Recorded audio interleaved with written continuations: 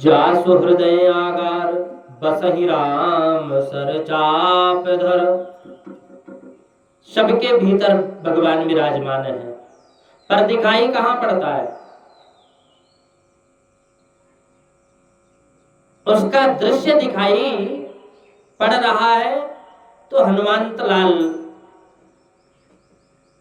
दिखा रहे हैं, चीर करके अपने सीने को वह दृश्य प्रकट कर दिया, चीर कर छाती को, और दिखा दिए कि भगवान विराजमान है।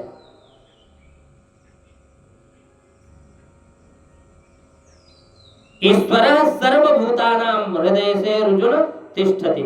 अर्जुन को भगवान गीता में कहते हैं कि अर्जुन, सबके हृदय में मैं निवास करता हूं। इस प्रकार से विदुर जी महाराज को मैत्रेय मुनि ने बड़ा सुंदर प्रसंग उपदेश दिया। सृष्टि के बारे में प्रश्न किया तो सृष्टि का विस्तार से सृष्टि प्रक्रिया का वर्णन किया। न भगवान नारायण के नाभि कमल से ब्रह्मा जी का प्रागट्य हुआ। ब्रह्मा जी ने सृष्टि की इच्छा प्रकट की तो भगवान के ज्ञान को आत्मसात करके सबसे पहले ब्रह्मा जी ने अपने संकल्प से सृष्टि में 4 सनत कुमारों को जन्म दिया। सनक, सनंदन, सनातन और सनत कुमार। इन चारों से ब्रह्मा जी ने कहा कि बच्चों, तुम सृष्टि का विस्तार करो। तो चारों ने मना कर दिया, कहा हम बिल्कुल भी ये चक्कर में नहीं पड़ेंगे पिताजी, हम तो केवल हरि भजन करेंगे, कीर्तन करेंगे, कीर्तन के सिवा, भगवान के भजन के सिवा हम कुछ भी नहीं करेंगे। ब्रह्मा जी को क्रोध आया कि हमारे पुत्र होकर के हमारी बात नहीं मान रहे। इतना क्रोध आया कि उनके क्रोध ही भ्रुकुटी का भेदन करके भगवान रुद्र शंकर भगवान प्रकट हो गए। अच्छा, शिव जी देखकर ब्रह्मा जी ने कहा, अरे भाई, तुम्हारा नाम रुद्र होगा और तुम्हारा काम यही है कि तुम सृष्टि का विस्तार करके हमें सृष्टि के विस्तार में हमारा सहयोग करो। तो भोले बाबा ने भूत, प्रेत, डाकनी, पिशाचनी आदि की सृष्टि प्रारंभ कर दी। ब्रह्मा जी बोले देखे, और ब्रह्मा जी बोले बस करो महाराज, इतनी खतरनाक सृष्टि हमें नहीं करवानी, हम तो केवल बैठ कर भजन करो, आप तो बैठ करके भजन करो। भगवान भोले बाबा बैठ गए और भजन करने लगे। अब की बार ब्रह्मा जी ने मारीच, अत्रि, अंगिरा, पुलस्त, पुलह, क्रतु और भृगु, वशिष्ठ, दक्ष और एक देवर्षि नारद, इन 10 ऋषियों को प्रकट किए। अपनी वाणी से ब्रह्मा जी ने परम सुंदरी कन्या सरस्वती को प्रकट किया। अपनी छाया से महामुनि कर्दम्य जी को प्रकट किया। और ये ब्रह्मा जी की मानसी सृष्टि है। उसके बाद विधाता ब्रह्मा जी ने अपने वामांग से, बाया अंग से कन्या और दक्षिणांग से पुरुष, जिनका नाम हुआ मनु और शत्रुपा। मनु शत्रुपा से ही मानवीय सृष्टि का विस्तार हुआ। इसलिए मनु होने के नाते हम लोग मानव कहलाते हैं। मनु होने के नाते हम लोग मानव कहलाते हैं। जो लोग मनुवादी, हमें मनुवादी कहकर पुकारते हैं ना कि मनुवादी है, इसका मतलब वो है अपने को मनुपुत्र मानते ही नहीं, वो तो और कुछ होंगे। अपना स्वयं हिसाब लगावे कि वो अपने को किसकी संतान मानते हैं। अरे मानो मात्र मनु के पुत्र मनु शत्रुपा के 5 संतानें हुई। उनमें 2 बेटा और 3 बेटियां। बेटियों के नाम है आकृति, देवहूति और प्रसूति, और बेटे का नाम है प्रियव्रत और उत्तानपाद। एक बार एक दिन मनु महाराज ने ब्रह्मा जी से प्रार्थना की कि भगवान, सृष्टि का मैं विस्तार तो करना चाहता हूं, पर कैसे करूं।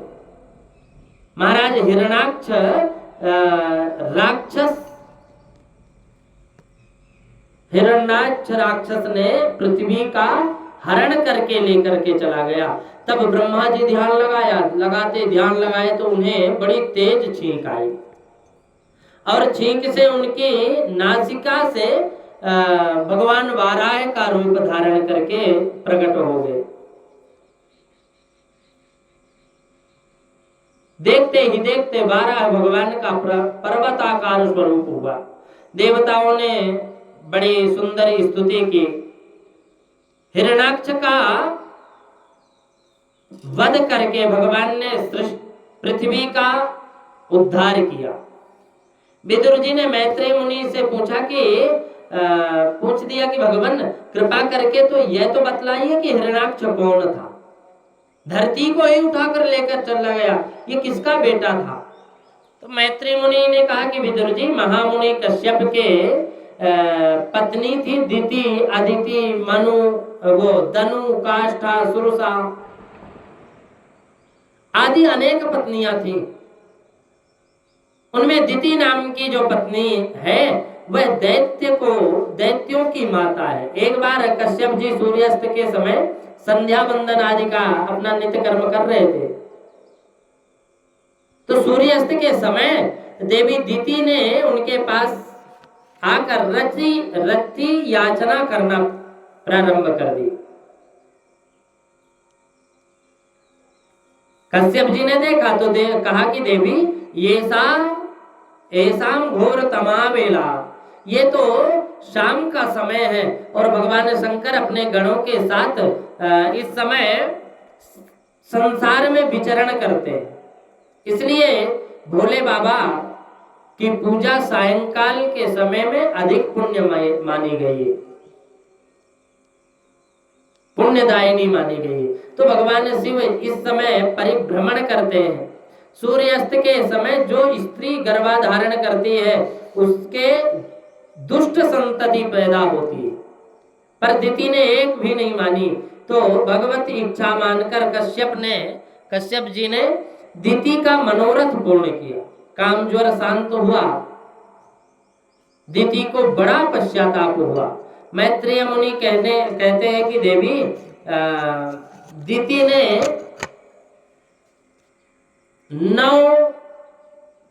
100 वर्ष तक अपनी कोख से जन्म ही नहीं दिया। तो ब्रह्मा जी के कारण, जिसके फल स्वरूप उसके शरीर का इतना तेज निकलने लगा कि वह स्वर्ग तक जलने लगा। देवताओं ने ब्रह्मा जी से कारण पूछा, कहां से ये तेज आ रहा है, हम तो जले जा रहे हैं। तो ब्रह्मा जी ने ध्यान लगाकर कहा कि देवताओं, घबराओ मत, मानसा में सुतायुत्सव पूर्वजा शनकादय। ये सनक, सनंदन, सनातन, सनत कुमार आदि जो मेरे मानस पुत्र है ना, ये एक बार एक चारों भैया भगवान नारायण के दर्शन करने गए बैकुंठ में। अब बैकुंठ में जैसे ही प्रवेश किए तो भगवान के पार्षद दरवाजे पर रोक दिए, लाठी दिखा दी, क्योंकि ये तो 5 साल के बालक लग रहे थे, पंचाहयन संयुक्ता, लेकिन पूर्वेशाम अपि पूर्वजा, ये 5 साल के बालक लग रहे हैं लेकिन फिर भी पूर्वजों के पूर्वज हैं। इनकी प्रतिभा का क्या कहना। भगवान के अब जय और विजय नामक पार्षद ने जब इन्हें रोका तो इन्हें क्रोध आ गया और क्रोध में उन पार्षदों को 3 जन्म तक राक्षस बनने का श्राप दे दिया। चरणों में गिरकर दोनों द्वारपाल रोने लगे, थर थर थर थर कांपने लगे। भगवान ने जब ये खटपटाहट सुनी तो तुरंत बाहर आ गए और चारों भैयाओं को भगवान ने नमन करते हुए कहा कि भगवान की दिव्य दृष्टि छाता देख करके भगवान के ये चारों भैया उनके चरणों में गिर पड़े और दिव्य मंजरी की सुगंध ग्रहण करते ही सारा कोप शांत हो गया। सनकादिक आनंद से मुग्ध हो गए और भगवान हाथ जोड़कर कहते हैं कि सनकादियों को कि एतौ तौ पार्षदौ मह्यम जयो विजय एव च कदर्थे कृत्यमाम यद्यो वह क्रातामतिक्रमम्। अब जरा भगवान की कुशलता देखो। भगवान ने एक बार भी ये नहीं कहा कि चलिए महाराज अंदर बैठते हैं, हमारा घर पवित्र कीजिए। नहीं, क्यों? क्योंकि महात्मा लोग क्रोध के अधीन हो गए और भगवान ही दरवाजे पर आकर खड़े हो गए। वहीं पर खूब प्रशंसा करके बाहर से ही विदा कर दिए।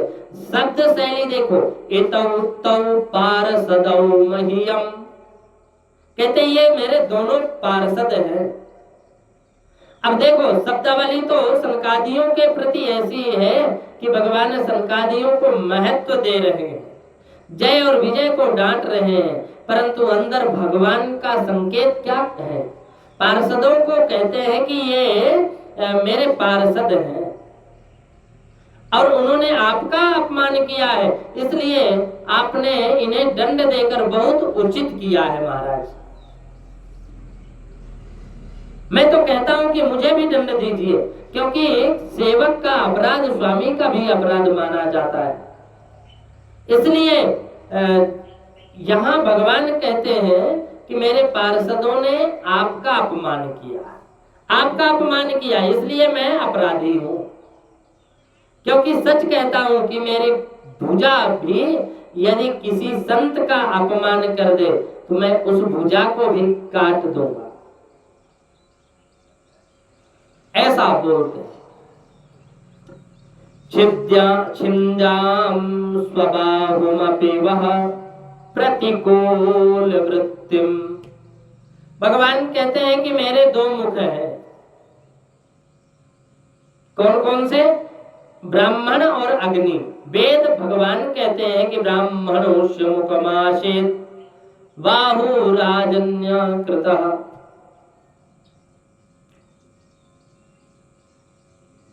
और दूसरी ओर कहते हैं कि मुखादग्निरजायत।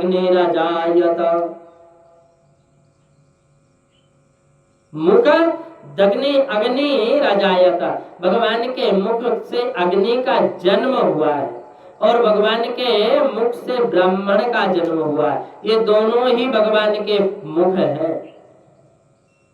इसलिए भगवान कहते हैं कि इन दोनों में यदि तुलनात्मक रूप से पूछा जाए कि किस मुख से ज्यादा पाते हो, वैसे तो दोनों मुखों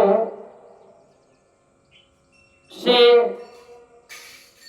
भगवान को पवाया जा सकता है, अग्नि में स्वाहा करके और ब्राह्मणों के मुख में आहा करके।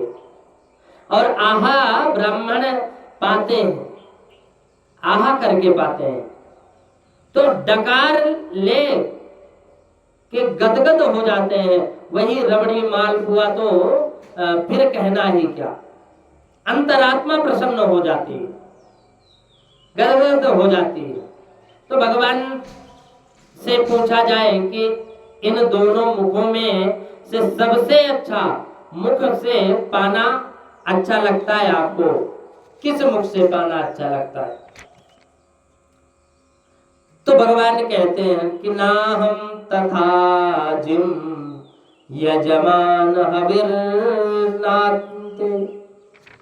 कहते हैं कि भगवान वैसे तो हम दोनों, भगवान कहते हैं कि हम दोनों मुख से ही पाते हैं, परंतु दोनों में जितना ब्राह्मण मुख से मेरे को आनंद आता है उतना अग्नि के स्वाहाकार से प्रसन्न नहीं होता। स्पष्ट भगवान कह दिए कि घी में लबालब बनवाया हुआ मालपुआ जब ब्राह्मणों के मुख में जाता है तो उसकी तृप्ति को देखकर मैं गदगद हो जाता हूं, भगवान कहते हैं। और वह मेरा प्रत्यक्ष मुख है। बड़ी प्रसन्नता भगवान ने यहाँ पर ब्राह्मणों के लिए कहा है कि सनकादियों को सम्मान पूर्वक नमन करके विदा करके। सनकादियों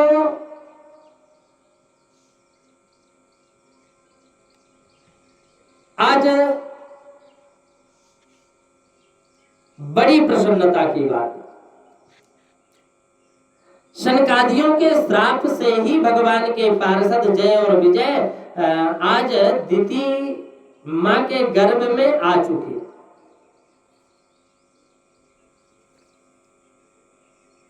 यह सारा रहस्य ब्रह्मा जी ने देवताओं को बताए और बताते हुए कहा कि आप लोग घबराइएगा नहीं, ये भगवान नारायण कृपा करेंगे, कुछ समय शेष है, कृपा करेंगे।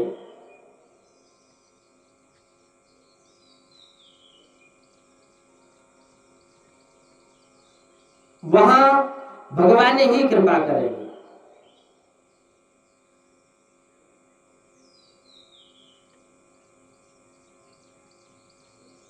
भगवान बड़े दयालु, बड़े दयालु भगवान। अचानक रास्ते में देवर श्री नारद से भेंट हो गई। एक बार हिरण्याक्ष ने, हाँ उससे पहले क्या हुआ कि प्रतीक्षा करने लगे तो 100 वर्ष तक दिति ने पुत्र को जन्म ही नहीं दिया। एक दिन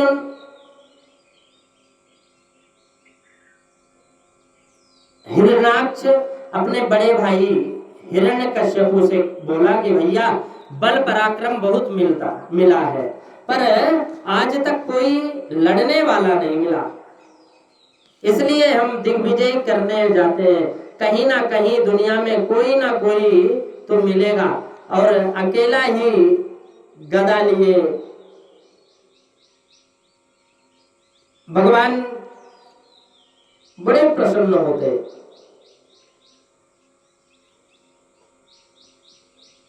भगवान देखते हैं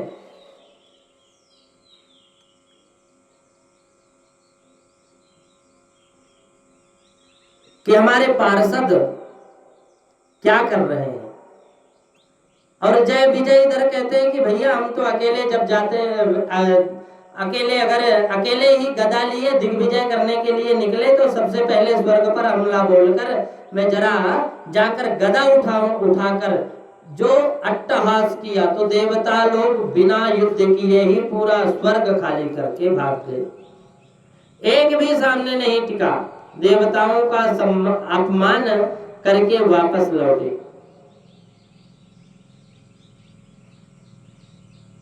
और अचानक रास्ते में देवर श्री नारद जी से भेंट हो गई। बोले बाबा ये क्या नारायण नारायण रट रहा है, कुछ लड़ना झगड़ना आता है क्या? भगवान से नारद जी से मुलाकात हुई तो नारद जी ने कहा ना ना भैया, लड़ना झगड़ना तो कुछ आता नहीं, लड़ाना भिड़ाना जरूर आता है। अंतोगत्वा जब कहीं कोई नहीं टकराया तो हिरण्याक्ष ने फिर एक ही उपाय निकाला कि पृथ्वी का ही हरण करके ले गया। अब पृथ्वी का हरण करके जब पृथ्वी में प्रविष्ट, जल में प्रविष्ट हो गया, तब इधर ब्रह्मा जी ने प्रभु का ध्यान किया और ब्रह्मा जी के छींक से नासिका से भगवान वाराह का जन्म हुआ। वाराह भगवान के जय। अंगूठे जैसा भगवान का वाराह रूप था और देखते ही देखते पर्वताकार रूप धारण कर लिए। हाथ जोड़कर गान करने लगे और गर्जना करने लगे। भगवान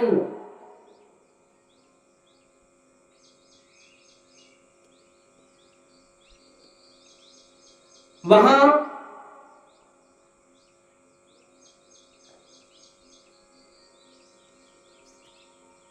हिरण्याक्ष ने खड़े होकर ललकारा, हे जंगलेश्वर, कहाँ भागता है, खड़ा रहे।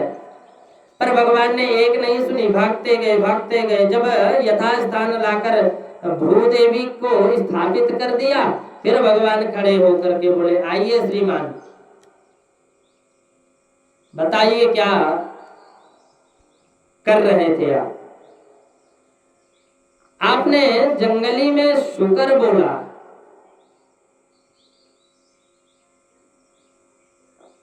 और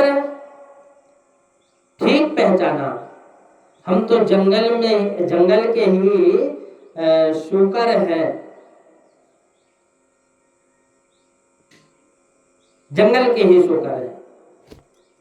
तब तेरे जैसे गांव के कुत्ते को भौंकने का हमें कोई फर्क नहीं पड़ता। संस्कृत में किसी को गाली दे दो तो सुनने वाला अपनी तारीफ समझेगा। संस्कृत में गालियां भी इतनी मीठी मीठी होती हैं। अब किसी से कहो कि जाओ ग्राम सिंह, तो सुनने वाला ये समझेगा कि अपने गांव का शेर की तरह रहते हैं। लेकिन हमें ग्राम सिंह बोला है, पर ग्राम सिंह नाम है कुत्ते का।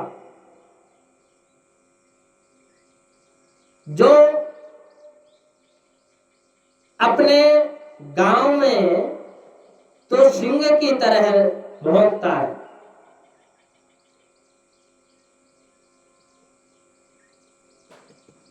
अपने गांव में सिंह की तरह भौंकता है, वो है कुत्ता, ग्राम सिंह। इसलिए ग्राम सिंह जो अपने गांव में तो सिंह की तरह भौंकता और दूसरे गांव में दुम दबाकर भागता है। भगवान बोले कि सत्यम वयम भो वन गोचरामृषा युष्मद्वधान मृगये ग्राम सिंगान। तुमने ठीक पहचाना है कि हम वन गोचर हैं, पर तेरे जैसे गांव के कुत्तों का कोई हमें भौंकने से फर्क नहीं पड़ता। हम तो लाल पीले हो गए, अब तो हिरणाक्ष लाल पीला हो गया। गदा घुमाकर भगवान पर प्रहार किया, उसके प्रहार से भगवान की गदा हाथ से छूट गई। अब देवता लोग घबरा गए कि ये क्या हो रहा है। देवता लोग इशारा करने लगे कि भगवान जल्दी कीजिए, कहीं सूर्यास्त के बाद राक्षसों का बल बढ़ जाता है।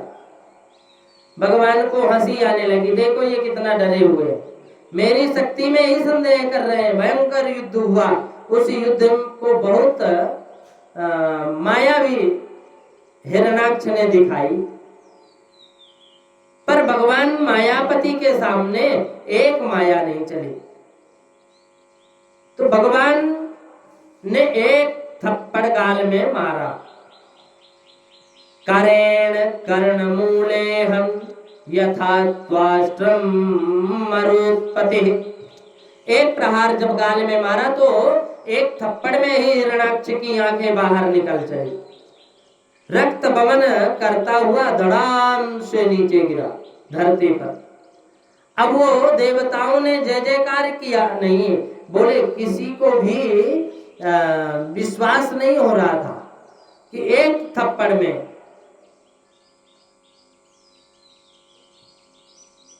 एक ही थप्पड़ में तो ऐसी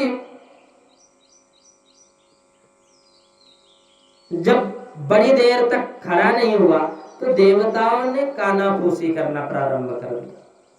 देवता ने कानाफूसी प्रारंभ कर दिया। बोले अच्छा, तो ये बड़ा आश्चर्य। दूसरा बोला कहीं चले तो नहीं गए, वो जिंदा निकला तब लेने के देने पड़ जाएंगे। बोले अच्छा तो ये बात है, तो ठीक है, क्या किया जाए। बोले तो देवता भी स्तुति को इस ढंग से कर रहे हैं, कदाचित जिंदा हो तो इसे बुरा नहीं लगना चाहिए, और ऐसी स्तुति कर रहे हैं कि इसकी बुराई ना हो, तो भगवान की स्तुति कैसे कर। अहो इमाम को लभेत संसितम। जय गुरु जी। बस बोले प्रभु, इस भाग्य महाभाग्यशाली को आपने कौन से गति प्रदान की। अहो इमाम को नु लभेत संस्थितम, क्योंकि इस जगत में इसके समान भाग्यशाली हमें दूसरा दिखाई नहीं पड़ता। यम योगिनो योग समाधिनारहो ध्यायन्ति लिंगा दस तो मुमुक्षया तस्यैष दैत्यऋषभः पदाहतो मुखम प्रपश्यस्तनुर्मुत्सजरसः। कहते हैं कि देवता कहते हैं कि भगवान ये बड़े बड़े योगेंद्र मुनीन्द्र संत निरंतर योगाभ्यास करते रहते हैं, तब कहीं जाकर के समाधि में एक झलक आपकी मिल पाती है। कितना साधना करने के बाद आपका ये दिव्य दर्शन हमें उन्हें प्राप्त होता है। पर इस भाग्यशाली को देखो, आकर के मुझे आपके मुख कमल की छटा का दर्शन करते करते प्राण त्यागे, और मरने के बाद भी देखो कैसी आंख फटी फटी देख रहे हैं, अभी भी निहार रहा है। इतना बड़ा भागी है। भगवान ने जब प्रहार किया तब शरीर जब दूसरी तरफ लुढ़क गया ना, तब देवताओं को विश्वास हुआ, पूर्ण विश्वास हुआ, इसका तो कल्याण हो गया। तब देवता ने अब जरा भगवान की स्तुति करते हैं, बस थोड़ी सी। नमो नमस्ते खिल यज्ञ तन्वते स्थितो गृहीता मल सत्वमूर्तये। देवता कहते हैं कि हे भगवान, हम आपके श्री चरणों में बारंबार प्रणाम करते हैं। बड़े स्वार्थी होते हैं देवता, बड़े स्वार्थी होते हैं। बड़े सौभाग्य की बात है। देवता कहते हैं कि नमो नमस्ते केले यज्ञ तन्वते स्थितो गृहीता मल सत्वमूर्तये दृष्टिया हतोयम जगता मरुत्वम। कहते हैं कि देवता कहते हैं कि हे भगवान, हम आपके श्री चरणों में बारंबार प्रणाम करते हैं, और बड़े सौभाग्य की बात है जो इस दुष्ट का आपने दमन कर दिया। इसके डर के मारे अपना घर द्वार छोड़कर गिरी कंदराओं में भागते फिरते रहते थे, अतः आज इसे मार दिया। अब हम अपने देवताओं पर बड़ा भारी अनुग्रह कर दिया आपने। आपकी जय हो, आपकी जय हो। खूब प्रशंसा की। देवता तो बड़े होशियार हैं, किसी मामले में जोखिम नहीं लेते। वो भगवान को प्रणाम किया, भगवान अंतर ध्यान हो गए। अब पृथ्वी के सृष्टि का विस्तार मनु महाराज के द्वारा हुआ, जिसे कपिलोपाख्यान कहते हैं। कपिल उपाख्यान हम लोग कल की कथा में कपिल उपाख्यान की कथा श्रवण करेंगे। और श्रीमद् भागवत महापुराण में मनु शत्रुपा की 3 बेटियां हैं, और तीनों बेटियों के वंश पहले सुनाया गया, बेटों के बाद बात बाद में की गई है।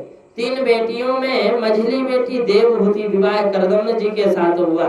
करदम्न जी ने विवाह के समय एक शर्त रखी कि एक संतान होते ही मैं विरक्त हो जाऊंगा। देवहूति ने इस शर्त को स्वीकार कर लिया और हर्षोल्लास के साथ विवाह संपन्न हुआ।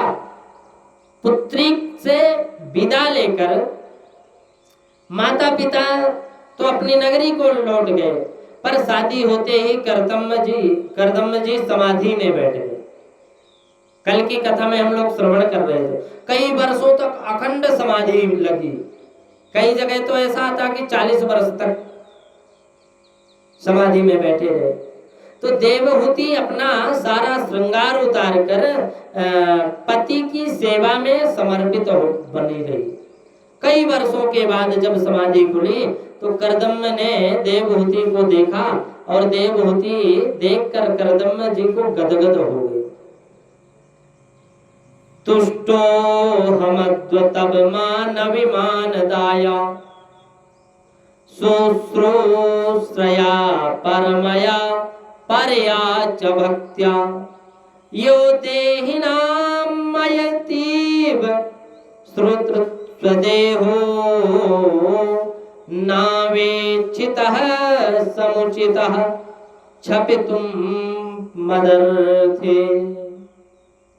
कर्तव्य जी बोले कि हे मानवी, अरे मनुपुत्री, हम तेरी सेवा से बड़े प्रसन्न हुए।